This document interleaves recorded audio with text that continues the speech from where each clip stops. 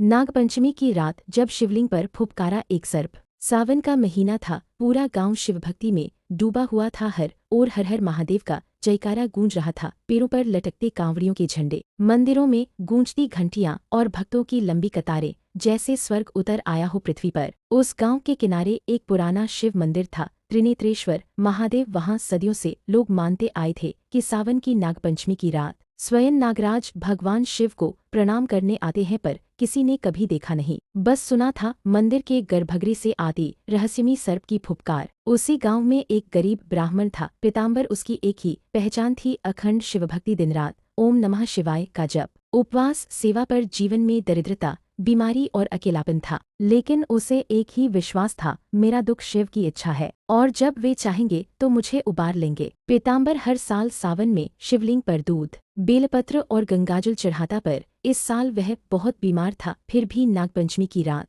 शरीर कांपता हुआ लाठी पकड़कर मंदिर पहुंच गया। उस रात आकाश बादलों से घिरा था, चांद भी लुकाछिपी खेल रहा था। मंदिर में कोई नहीं था, सब डरते थे इस रात वहां जाने से। पीताम्बर ने कांपते हाथों से दूध का पात्र उठाया और ओम नमः शिवाय बोलते हुए शिवलिंग पर चढ़ाने लगा कि अचानक एक तेज फुफकार गूंज उठी। वो डर से कांप गया। मंदिर के गर्भगृह में एक विशाल काला सर्प शिवलिंग से लिपटा था, आंखें चमक रही थीं जैसे अग्निशिखाएं। पर पीताम्बर डरा नहीं, वह रो पड़ा और हाथ जोड़कर बोला, हे नागराज, यदि आप शिव के सेवक हैं तो जान लीजिए मैं भी उनका बालक हूँ। आज मेरी भक्ति की परीक्षा मत लीजिए, बस मेरे प्रभु को मेरा यह दूध अर्पित होने दे। तभी उस सर्प ने धीरे धीरे अपनी कुंडली खोली, उसका शरीर शांत हो गया और वह शिवलिंग के पास आकर फुफकारते हुए साष्टांग दंडवत करने लगा। पीताम्बर की आंखें भर आईं, उसने देखा उस सर्प के फन पर त्रिशूल का निशान चमक रहा था। फिर एक दिव्य प्रकाश फैला और मंदिर में एक मधुर आवाज गूंजी, पीताम्बर, तेरी भक्ति ने आज नागों के राजा को भी भावविभोर कर दिया है।